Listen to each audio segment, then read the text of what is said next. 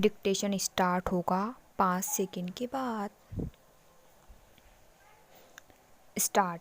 सभापति महोदय, मैं इस सदन में एक महत्वपूर्ण विषय पर चर्चा करना चाहता हूँ। मेरे सभी माननीय सदस्य इस बात से अच्छी प्रकार परिचित हैं कि आज देश की सामान्य दशा ठीक नहीं है। देश में बेकारी दिन प्रति दिन बढ़ती जा रही है और उसको रोकने के लिए सरकार की ओर से कोई ठोस कदम अभी तक नहीं उठाया गया है। वैसे भी सरकार के सामने इस अवसर पर कई समस्याएं हैं, जिस कारण वह बेकारी को दूर करने के कार्यक्रम पर कोई ध्यान नहीं दे पा रही है। यदि यह भयंकर समस्या की ओर सरकार ने यथा समय ध्यान नहीं दिया और बेरोजगारी को दूर करने के लिए कोई निश्चित कार्यक्रम नहीं बनाया, तो देश का बेरोजगार वर्ग क्रांति के रास्ते पर बढ़ सकता है। यदि वास्तव में इस देश में इस प्रकार से बेरोजगारी के विरुद्ध क्रांति हुई तो सरकार को बहुत बड़ी कठिनाइयों का सामना करना पड़ सकता है। अतः मेरा सुझाव है कि सरकार को जल्दी से जल्दी इस समस्या की ओर ध्यान देना चाहिए।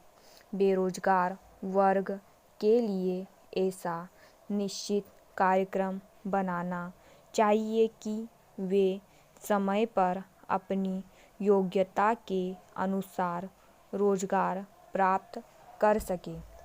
यदि सरकारी सेवाओं में सभी शिक्षित बेरोजगारों को स्थान नहीं भी मिल पाता है तो उनके लिए कुटीर एवं लघु उद्योग स्थापित करके काम के अवसर बनाए जाने चाहिए।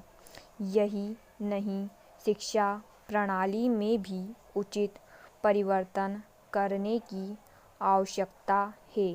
भारत जैसे देश में ऐसी शिक्षा दी जानी चाहिए ताकि युवा वर्ग कुटीर उद्योगों तथा लघु उद्योगों में रुचि ले सके और तकनीकी काम में भाग लेकर बेरोजगारी को दूर करने के साथ साथ देश को संपन्न बनाने में भी अपना योगदान दे सके।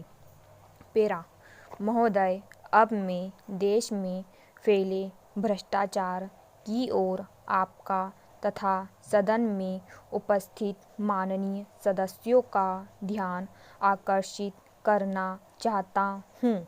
आप सभी सदस्यों को मालूम ही है कि आवश्यक वस्तुओं के मूल्यों में लगातार वृद्धि होती जा रही है। मूल्य वृद्धि के इस दौर में सरकार की ओर से कोई विशेष नियंत्रण नहीं रखा जा रहा है।